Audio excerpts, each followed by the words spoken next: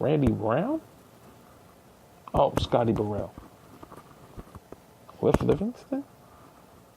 Bill Winnington? Luke Longley?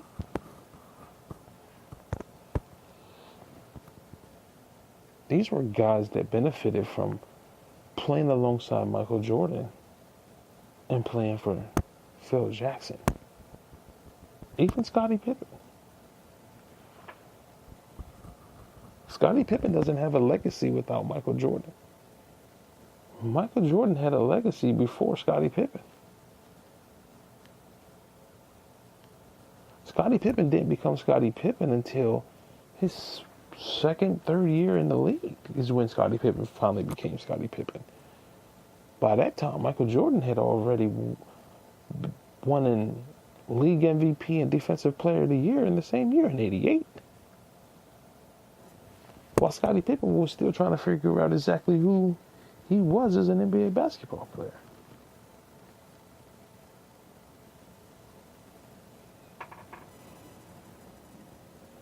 I think this is the year that LeBron James can really elevate himself. I think the guys that he has around him, he can elevate himself. I want LeBron, and I expect LeBron to average a triple-double. I do. I expect him to average a triple-double. I expect LeBron to average 25, 10, and 10.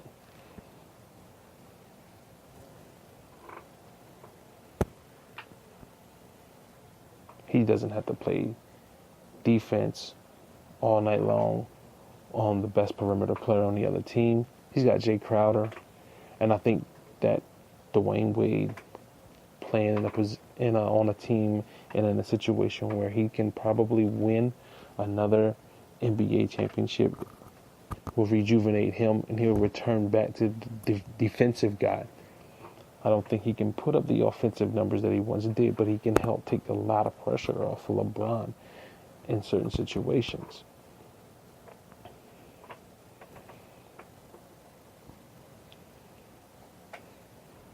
Without LeBron having to expend so much energy defensively, defending the best player on the other team, now LeBron can go out.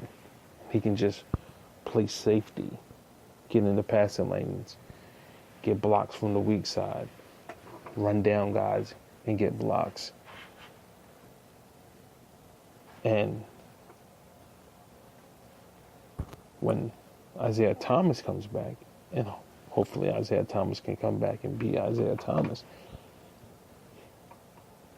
hopefully LeBron will defer to him. Because if anything from this Kyrie Irving situation, LeBron should have learned what he has to do to make sure guys want to continue to play with him. If he plans to stay in Cleveland, it's best to try to keep guys that are already there in Cleveland. It's proven in the past, Cleveland is not a free agent destination. Guys are not lining up and signing up to go to Cleveland. So trades and re-signings are the best way. And Isaiah Thomas is a guy that is a game changer. He's a game changer. And he's a guy that I don't think he can be the best player on a championship team, but I think he can be the second best player on a championship team. And when you have guys like Dwayne Wade,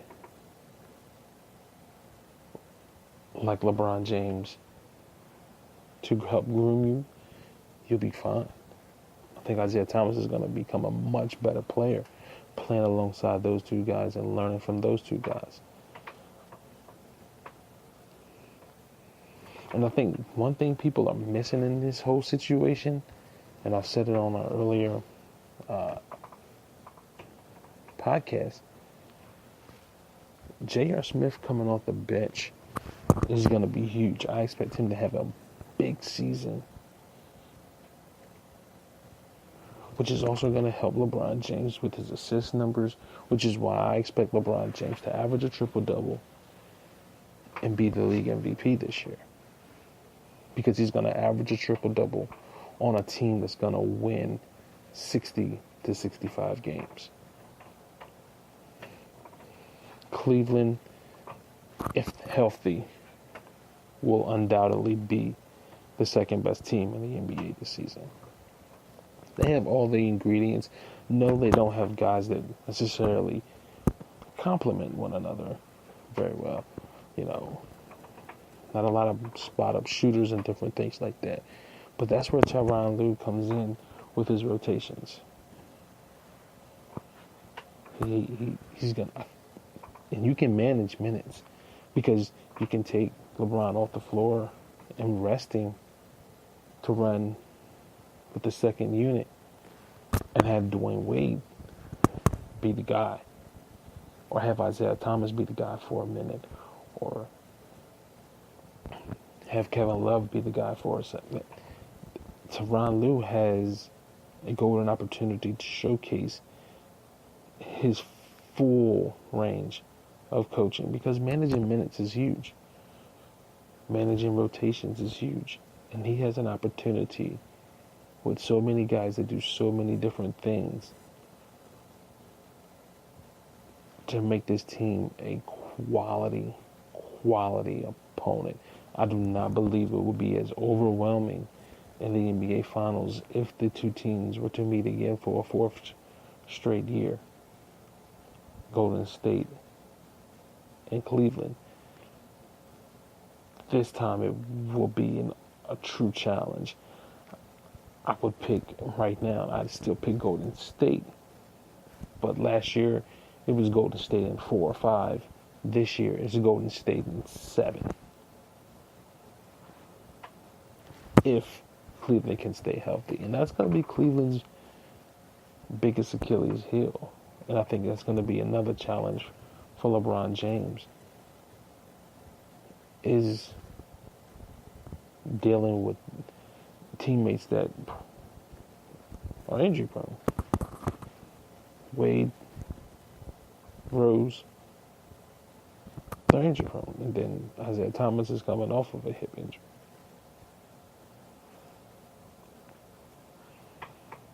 But I believe that LeBron is going to have an epic season.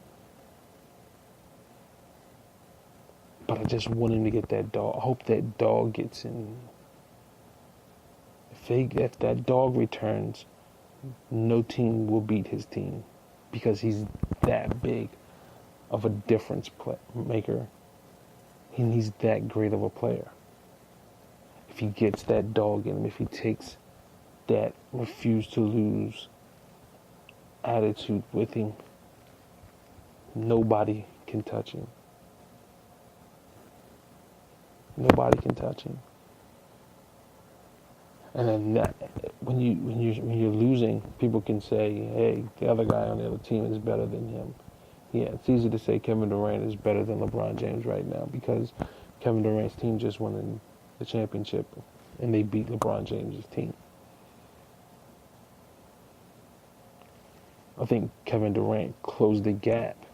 If LeBron's a 98, Kevin Durant went from being a 93 to a 95 or a 96.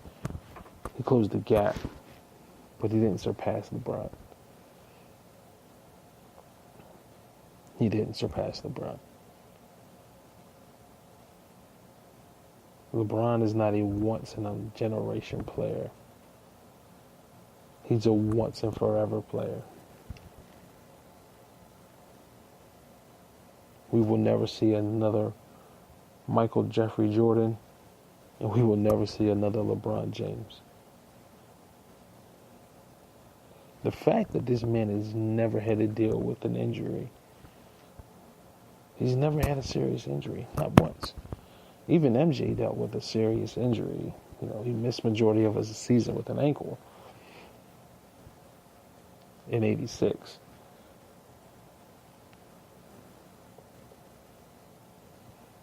LeBron's never had to deal with that.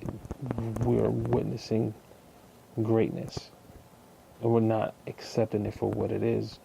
We're too busy trying to debate what it's not. I've accepted LeBron James for who he is. He's a guy that would rather make the best basketball play than make the hero basketball play. And there's nothing wrong with that. There's nothing wrong with it. The only difference is he probably doesn't have a guy on his team that's capable of doing that and also willing to do it knowing that they have him as a teammate and they're expecting it to be him.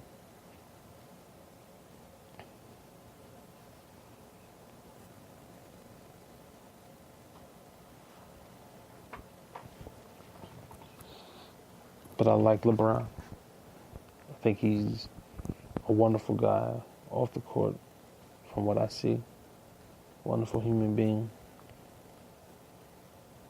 Don't know him personally to make any distinction of his character that way.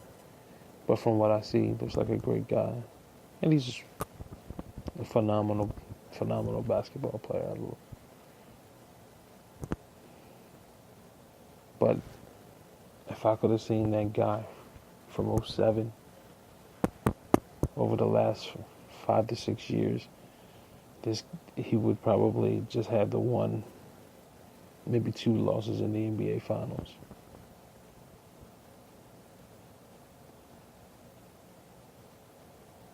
Just 2 losses, in my opinion. I don't think he would have won in 07 against the Spurs, and I don't think he would have beat the Spurs in 2014. But that guy from 07 wouldn't have lost to any other team in the finals. That guy would have beat that Warriors team from last year.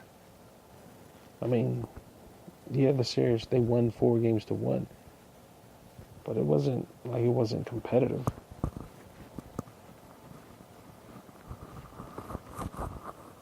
You know, that series was just a play or two away from being 3-2 instead of 4-1. And if they go into Game 5 tied at 2 apiece versus down 3-1, it's a different series. And Game 5 is a different game.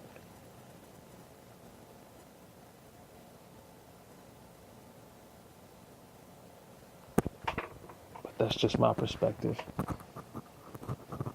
And that's just how I feel about LeBron James and some other things. But be on the lookout. I'll be talking about the Eastern Conference coming up. Some huge expectations from some teams out east.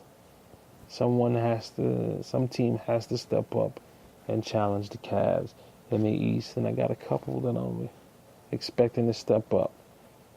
But for now, it's your boy, TyreseBiv, signing off. Another perspective. Peace.